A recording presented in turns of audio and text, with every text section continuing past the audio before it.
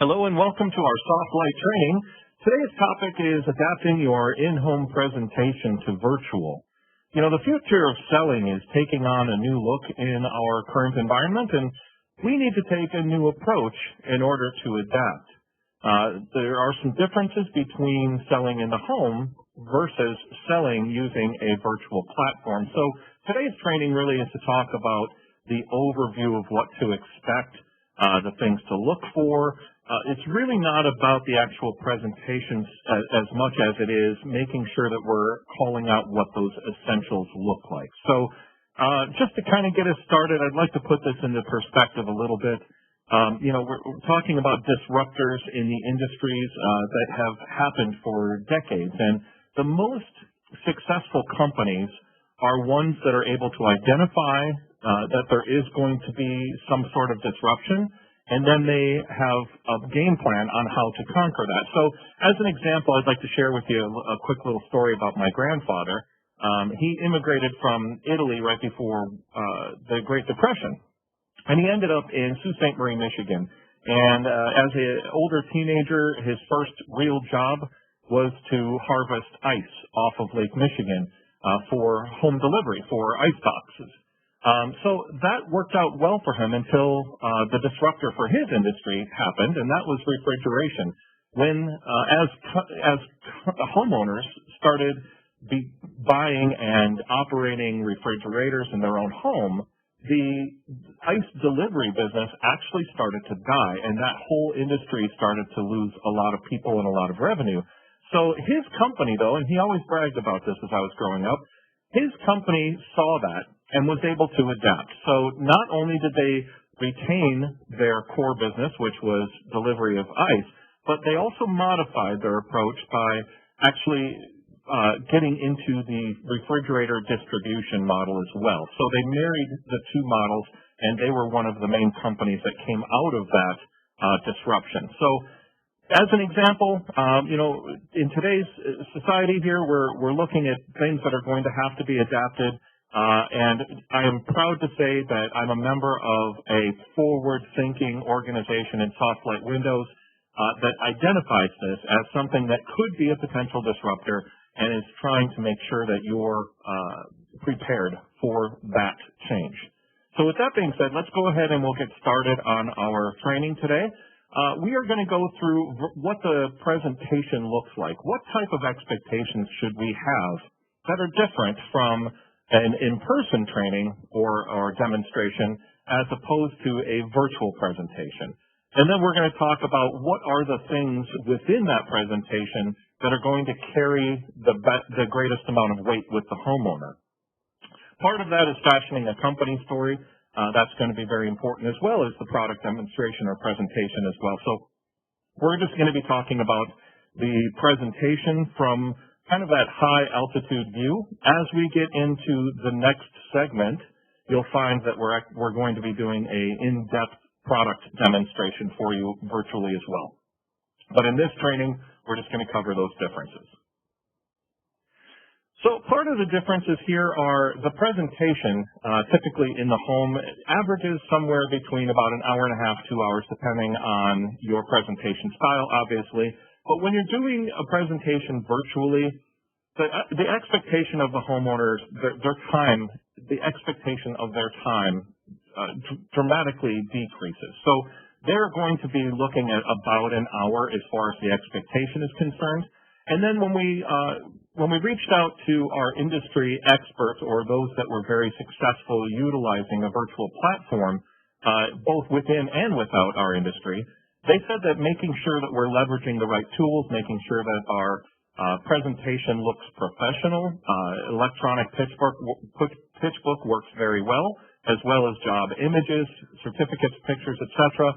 And then we're going to want to make sure that we're utilizing the right virtual platform as well for that meeting. So these are just some of the differences right off the bat. So as far as the platform is concerned, we're not going to tell you which platform works the best because there are so many variables that go into this. But one of the things that is ultimately one of the most important is to be able to have that two-way video capacity with your homeowner.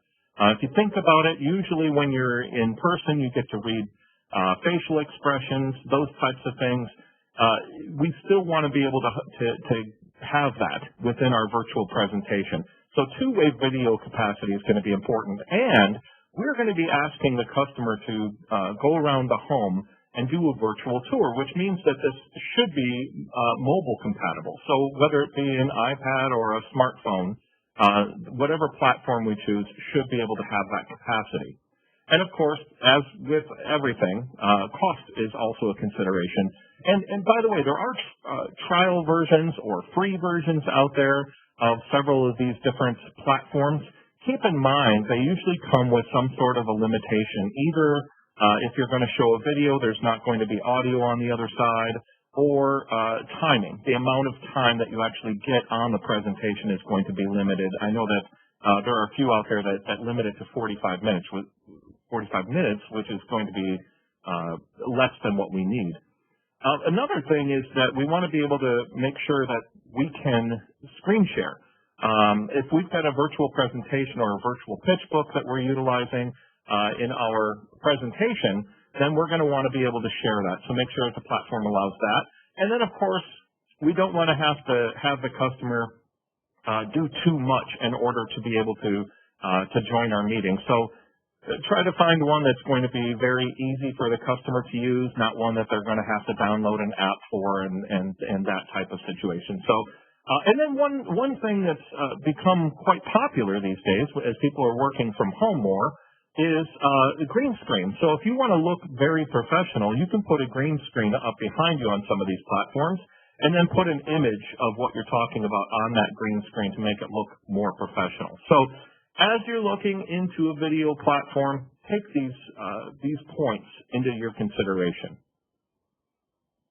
So as we get more into the actual presentation and what the differences are in the presentation, we're going to call out a few different bullet points here. First, the introduction. Is it the same in person as it is in the virtual world? And then we're going to be talking about that information gathering portion of the presentation as well, where we're getting all the details in order to be able to find the right solution for that customer. So there are some differences here as well. And then, of course, the virtual walk-around is something that is way different from a virtual aspect as opposed to in person. So let's go ahead and get right into these. If you think about the introduction that you're currently doing, you can look at this as basically the same thing. It's just delivered a little bit differently. So if you normally knock on the door and take a step back and you've got a business card ready, you're doing that to put the customer at ease and make them feel comfortable with you. So that is the same type of approach that we want to have when we're doing a virtual introduction. But especially these days, where time has become such a commodity, we want to make sure that we're highlighting our appreciation for the customer's time as well. And we're also going to be calling out as a selling point the fact that your company is cutting edge in its approach and that you care about the safety of your customers, and therefore you will be one of the very few companies that offers a virtual demonstration or a virtual consultation. So use that and leverage that, because there are few companies being able to do that, and that is a good selling point. As always, with appointments, the best practices from those that are very successful, they always say to set the expectations of the appointment up front. It alleviates any type of stress that the customer might have and gives them kind of peace of mind knowing what to expect. And then, of course, now, as we're talking, though, because we're looking at an hour rather than an hour and a half, it means that our words, the amount of time that we're talking, is going to be at a premium. So make sure that what you are talking about is relevant to the point and is part of that process. And then just one quick best practice that came out of our research, go ahead and get online before the appointment, about 10 minutes prior. That way, if the customer is online quicker, it puts them at ease that you're there. But if they end up with any type of hiccups during the process of signing on, you can guide them through that process as well. Now, a couple of things that I like when it comes to communication, and this really actually isn't even me. It comes from a book, Be a People Person by John C. Maxwell. He talks about effective communication, and he says that as a salesperson, if you're talking to a customer, that the way to get that customer to like you more is to talk less and get the customer to talk more. So just as a couple reminders here, don't talk too much. Get the customer involved. Make sure that they're steadily involved throughout the process. And then don't forget to ask questions too, just to keep them talking and keep them engaged. Now, as far as that questionnaire or survey of knowing what the needs are for that customer, this is going to be just a little bit different because we're doing it in a virtual environment. However, the rest of the flow really does follow a similar flow to probably what you're used to. Again, when you're getting into a question and answer time, we want to set the expectations. You know, for the next few minutes, I just want to ask some questions, make sure that I'm getting the right information, and bullet point 2, give context of why the customer's information is important to you. I like to say something like this. You know, we've got a ton of products available, and to whittle it down to a few selections that really cater to what your needs are, I need to find out what those needs are. So getting into all of those details become important, and how we get there, by the way, is, again, the best practice is to ask those open-ended questions that solicit that ongoing discussion from the customer. Keep them active, keep them engaged. And by the way, there's no reason that we can't inject a little bit of creativity into that as well. So an example of that would be, let's see, one of the most popular questions asked of a homeowner is, what do you hope to accomplish with this project? So the customer will give you a pretty good answer typically when you ask that. But if you got a little bit creative, you might be able to get a better response from the customer or get more information, which is really our key. And you might say something like this rather than, what do you hope to expect? You might say something, if you were to close your eyes and imagine the entire project is done and everything went absolutely perfect and you couldn't be happier, from the sales process to the installation process to the follow-up and everything, can you describe what that process looks like? And if you ask questions that are more creative, typically you're going to get a better response, whether it be a more in-depth response or a more accurate response. And then, of course, we're going to want to, once we have all that information, we're going to want to make sure that we're reviewing that with the customer to make sure that that list is complete. And at the end of that list, when you've reviewed it with them, I would ask if there are any other considerations that maybe we didn't get. It's a good time to kind of anchor and root down that conversation. Now, one thing that as a best practice that was brought to my attention is if the customer, when the homeowner tells you something, if they show any sort of passion about something as you're going through this question and answer time, if they have a hiccup where maybe a pain point or something in there that they get passionate about. You know, that darn window is never opened, it's painted shut, hasn't opened in 10 years. If they say something and it sounds like they're passionate about it, a good best practice is to repeat it back to them and share what you heard.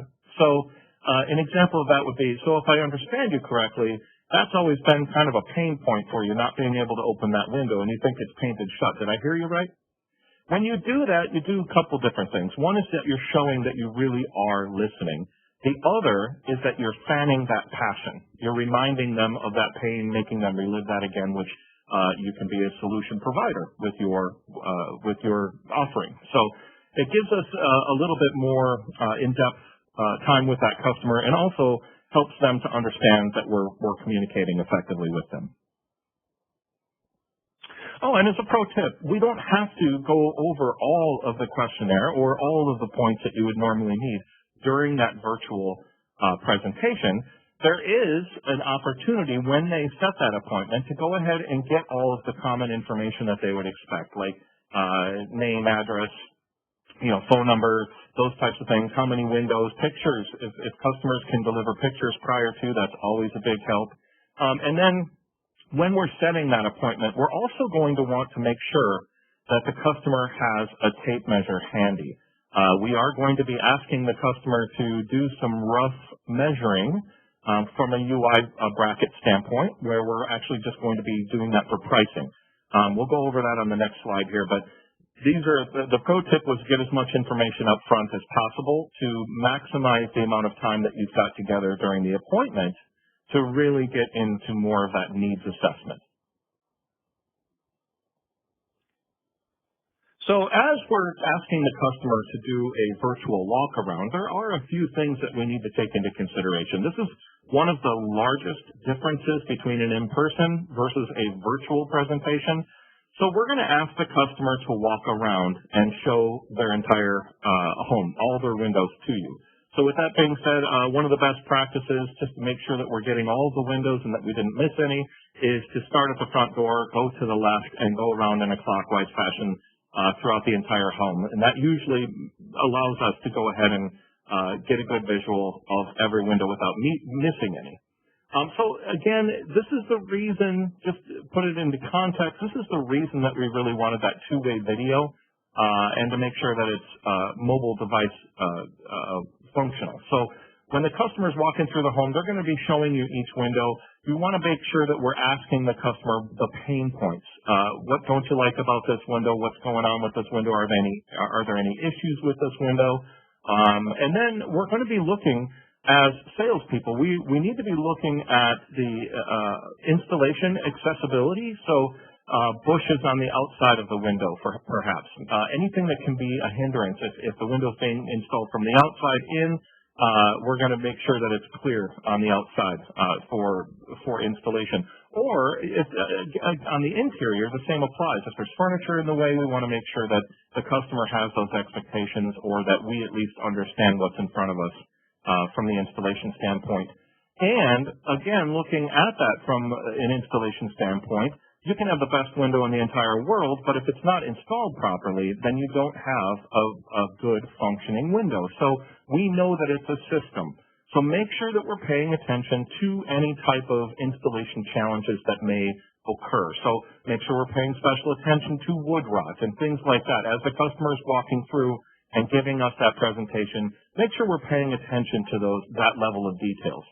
Now, as far as asking the customer for basic measurements, we know that it sounds risky and it sounds like a gamble, but it's really not if you do it properly. So the best way to have them do that is to measure from about halfway into the casement, both on width, halfway into the casement on the left and on the right, give us measurement on that, and then do that again as well on the height. And that will give us an accurate measurement as far as replacement windows are concerned from a pricing standpoint. It is important, though, that we do cover with the customer that we are not going to manufacture windows based on their measurements, that we will actually come out and get an accurate measurement to make sure that these windows are custom fit and that they're going to fit perfectly. So make sure that we're covering that with the customer as well. And then, of course, as with anything, I encourage everybody to take notes as you're going through this process for that customer's their project. So as far as what we're talking about during the presentation, we want to make sure that we're leveraging any existing media that we have. And by that, I mean any type of resources that we have that build our case for us. So that could be certificates, your insurance, your license, whatever certificates you might have. You might be factory trained from Softlight. Let's make sure that we're showing that as well. And everybody likes to see pictures, installation pictures, etc. If you do wish to use a video, one recommendation is that you use a time-lapse installation video. That can be a very effective tool. But of course, looking out for our partners, I want to also say that be careful with any type of liability. Make sure you're getting releases from the customer that you can utilize their property as part of your video presentation as well. So video testimonials work great. Something I used to do when I was selling in the home is I would take the customer off guard and throw my iPhone right up in their face and say, all right, so the project is all done, and how do you feel about it? And I would get that little testimonial, take them off guard, but usually it was like a 15-minute wonderful thing to do, and then I would ask the customer if I could share that, and of course the overwhelming majority said yes. So video testimonials can be important as well. And then as customers are looking at selecting a company, one of the things that came out of a Harvard study several years ago is their attachment to wanting to find somebody who's local, that has roots on a local basis. So because of that, this is entirely an appropriate time to talk about your involvement in the community, whether it's the Chamber of Commerce or you've been on the corner of Main and Elm since 1947, whatever it might be. You sponsor a local Little League team. Make sure that we're highlighting those so that the customer gets that Harvard feeling met, that they're doing business on a local basis. So as we're going through this, these are tools that we will be leveraging in a presentation in order to win over that customer. By the way, because we want to make sure that this looks good and that it's inviting for a customer, we want to make sure that all presentation materials look very professional. We want the customer to be able to see something that is a representation of your company and the quality materials that you provide. So as far as the differentiators when we're looking at building a company story, if you don't have one currently, I would suggest just taking a couple minutes and honing this message in. But the things that we want to talk about can be these bullet points here, years in business, but maybe you haven't been around for a really long period of time, and so maybe you want to accentuate that a little bit. You might also want to bring up something that very few companies do, and that's how many customers, since your inception, when your company started, how many customers during the entire tenure of your company have you serviced? That can carry a lot of weight, by the way.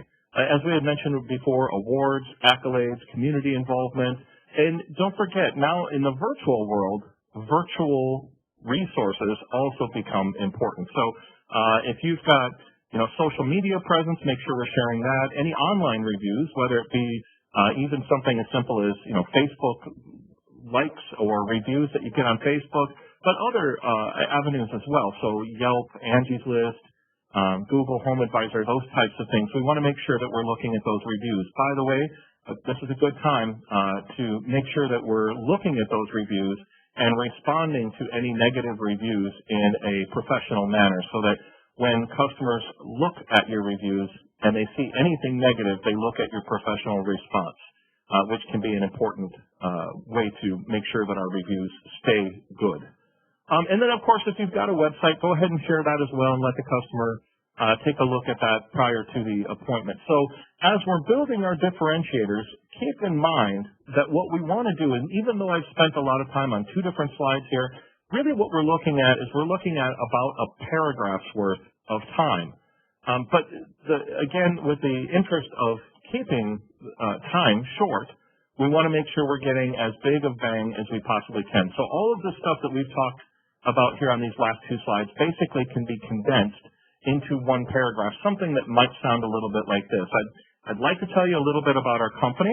Our company has been in business for 17 years, and in that time, we've helped more than 5,000 customers just like you with their home improvement projects. And our installation team, by the way, even though they are all employees and they're not subcontractors or whatever your power behind that would be, we also have been given this award, and they are factory trained.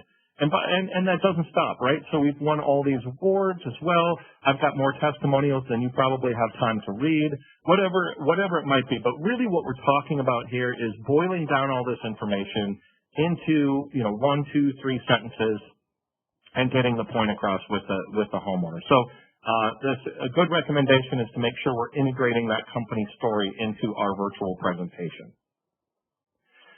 Now, as far as installation, I've already said that it is a system. The installation portion of this becomes very important. But what do you do better than the competition? So you know your competition regionally, and identify how you are better and talk about those things. So are you more conscious of the customer's property by using protection like tarps or booties, or maybe you've adapted some new installation processes in light of the coronavirus. Maybe you're talking about the fact that now you're using gloves. Everybody's using gloves instead of just going barehanded. Fresh uniforms or masks, whatever you've done that is a differentiator, these are the things that we want to talk about. And it's important also to make sure that the customer understands what that installation process looks like in order to set their proper expectations. So with that being said, that's a great place to integrate if you do have a before and after or a work progress in fast motion video. This would be a great place to interject that.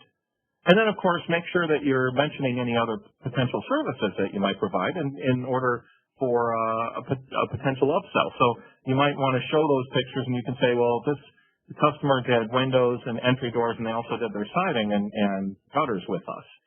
By mentioning those things, it gives the customer the opportunity to add on to their sale if they're only thinking about windows, for instance. So let's talk about the product highlights. When we're actually getting into the presentation portion of this, we want to talk about the things that are going to have the greatest impact with the customer. So every time that we're talking about a feature, we should directly be relating the benefit to that customer because that's really where it matters the most. So energy efficiency we've broken it down into the three main categories of energy efficiency, safety, and security. As far as energy efficiency is concerned, typically this is way at the top for the customer. Be sure that we understand and can talk about simply the three stool legs. I call it a three-legged stool because U factor is one area of energy efficiency, solar heat gain coefficient is another, and air infiltration is yet another. If one of those is poorly performing, it's like a three-legged stool. You take away one of those legs and the stool is going to topple over. You need to have energy efficiency on all three aspects here. So with that being said, understand it like Einstein said, famously, he said, if you can't explain it simply, you don't know it well enough. So make sure that you're able to explain something simply. And as we go through these talking points, we want to make sure we're paying attention with the customer on the benefits that have the most impact in their decision. So let's start with U factor.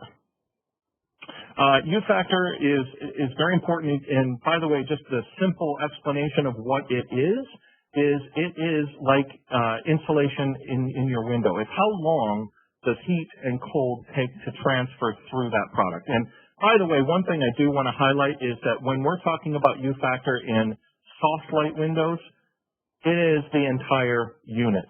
U factor. It's not just glass. It's not center of glass. It's not one aspect. It's the entire unit, and I think that's a big differentiation. And by the way, because of those types of, we're paying attention to those types of details. We are now the 7-time national award winner from Energy Star Partner of the Year. So this is very important to us. We know that it's important to you as well. So it's the overall insulative qualities of the window. It's an entire unit value.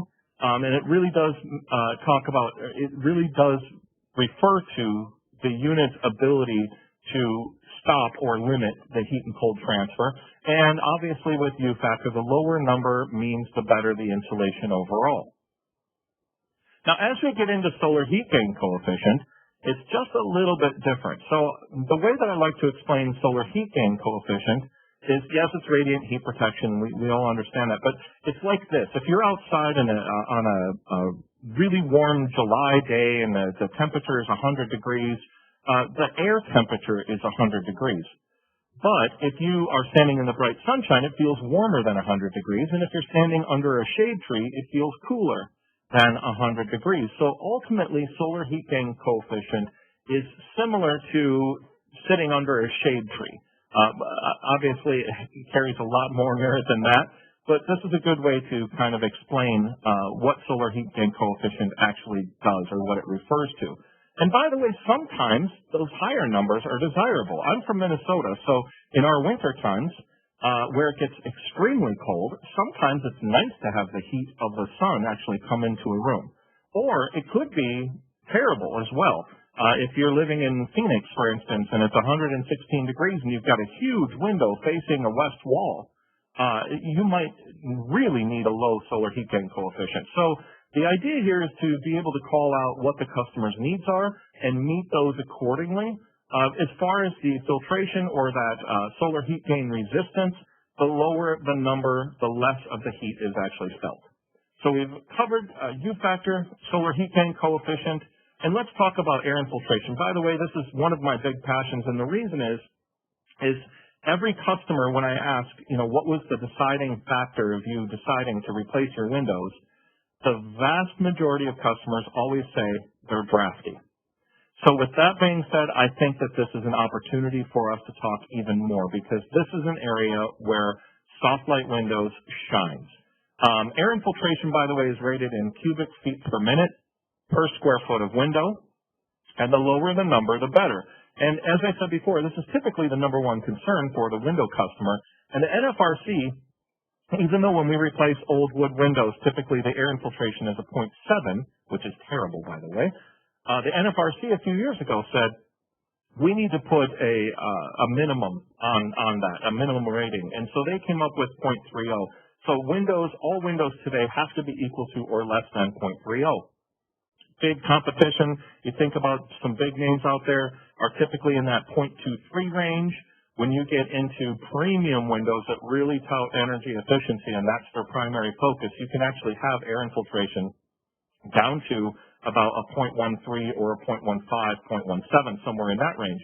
So with that being said, we want to focus on this, and I want you to fully understand its impact when we're talking about energy efficiency.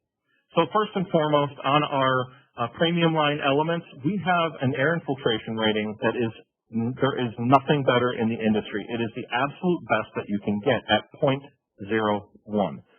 So as we're thinking about that, think about how much cubic feet per minute that is. We're looking at 0.075 gallons, which is next to nothing. Or if you think about it in a soda can, it's 0.8, 80% of a soda can, which is very, very low. Now compare that to a premium window that we're going to be in competition with, and we're looking at a rating of 0.15.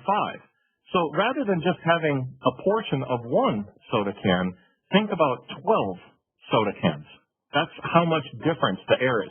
So as we're looking at this, we're looking at the comparisons in the industry. I want to give you one more example of how this relates to the customer at the end of the day. So if we took a 12 by 15 room, which is 180 square feet, and then we wanted to find out how many cubic feet were in that room, then we multiply it by its height. So we've got 180 times 9 in this particular case. We've got 9-foot ceilings. 1,620 cubic feet are in this bedroom. So the example on the left, the example on the right, both have one window. And what we want to find out is how often is the air in that room being fully exchanged. And we want to be able to measure that in hours. So here's the math. And bear with me for just a couple minutes because this does seem a little bit geeky, and it is, but I want to make sure that you understand how these numbers actually relate and how they're important to a customer. So the example on the right, at a premium window, it's a competition window at 0.15. Let's find out how often that air moves through, completely exchanges out of that room. So if we have a window that is 30 by 50, for easy math, that's 15 square feet. We take that 15 square feet times its air infiltration ratio at 0.15. Well, now we've got 15 times 0.15, which is 2.25 cubic feet per minute.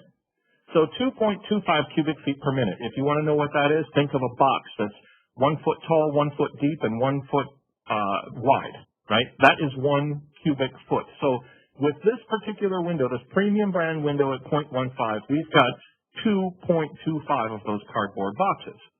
But I want to know how often, how many hours it's going to take in order to exchange that entire room. So now I take that cubic foot per minute, multiply it by 60 because there are 60 minutes in an hour, and now I've got a number that we can work with, and that is 135 cubic feet per hour. So now we just take the cubic foot in the room and we divide it by the cubic feet per hour, and that gives us an air exchange rate of once per 12 hours, twice a day. Take that into comparison. You can follow the math again. On the left-hand side, we're at 0.01. What that means is that with a soft light window, our air will exchange once every 180 hours, which is actually more than a week, whereas the other company is exchanging air twice per day. We're talking about it taking more than a week. That's what the difference is. And by the way, anytime that you get air coming into your home, if the temperature isn't perfect outside, you're either having to cool that air or heat that air, one or the other. So what we're really talking about to the homeowner at the end of this exercise is this bullet point. Your HVAC equipment will run 10 to 15 times less often with a soft light window as opposed to the premium competition out there.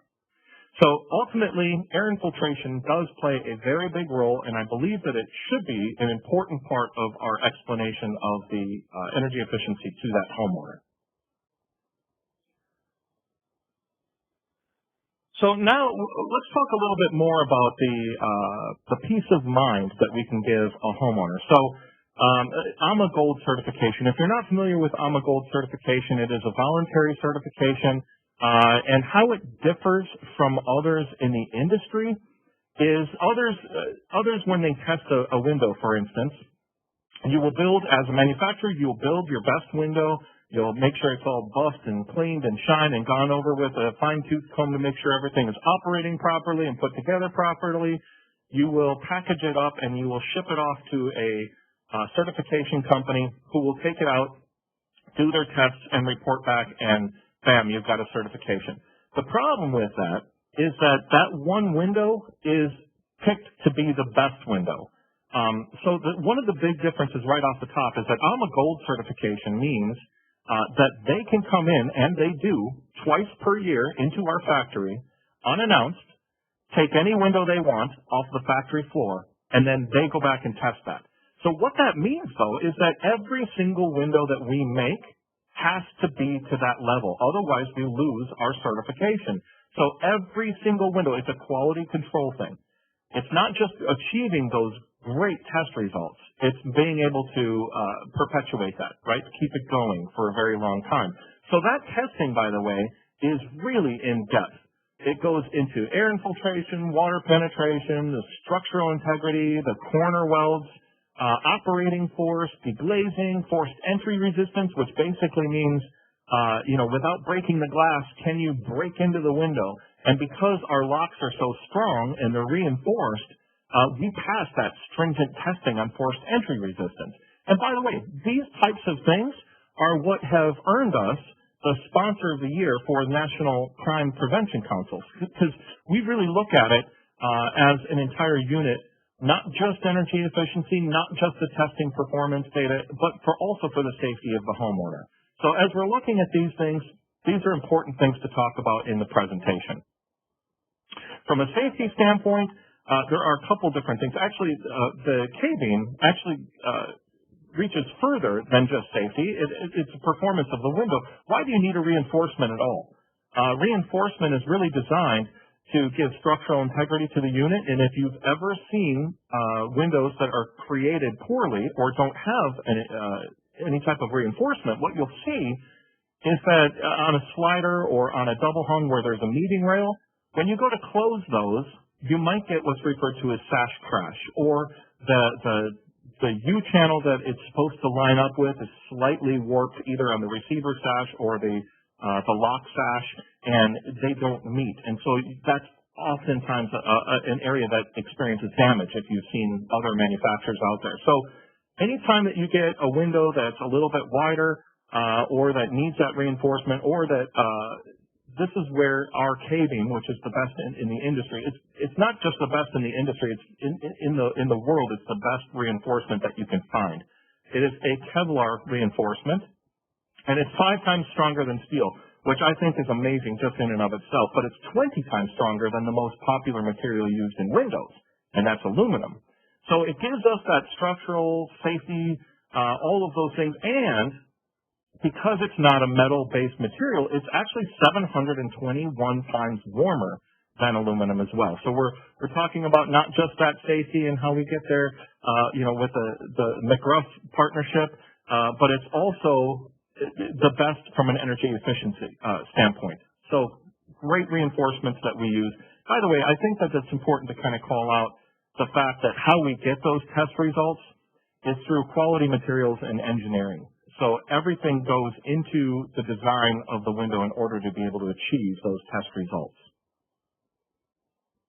So here we are reaching the end here, but one thing that I do want to highlight is don't lose yourself and your process. Want to make sure that you've got a proven process. We know that it works, so if it's a 10-step or 11-step or whatever it might be, don't lose that process.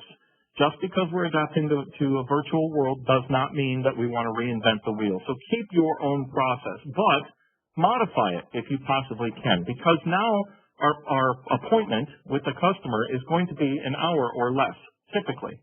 And because of that, the things that we do talk about to that homeowner, they need to be relevant and they need to be timely, right? So we're going to be leveraging the platform that we're utilizing, all of the resources that we've got. And remember that you really can't do this without some sort of a virtual walk around with the customer. Make sure that you're talking about your company story, in any installation processes or changes that you may have implemented, and especially anything that is a differentiator that puts you above everybody else. Those are things that we want to call to the attention. And from a product standpoint, and as I said, in the next version of this training, we will be showing you how to do a virtual demonstration of the window and go into a lot more depth. But from a highlight standpoint, we want to make sure that we're calling out the three aspects of energy efficiency, which is U factor, solar heat gain coefficient, and air infiltration, as well as the safety and security that the company can have, and any structural integrity that adds to the design of the window. And that ties, by the way, the structural integrity story is that this is a lifetime product, that the customer is only going to have to replace it once. So, as always, we appreciate your partnership. We appreciate all you do. We want you to have continued success, and we're here to try and help. If there is anything that we can do to try and help, reach out to your sales team, and we'll make sure that we're there for you. As always, thank you for your time, and we hope that you've got some more arrows in your quiver here with this training. Appreciate it. Thank you.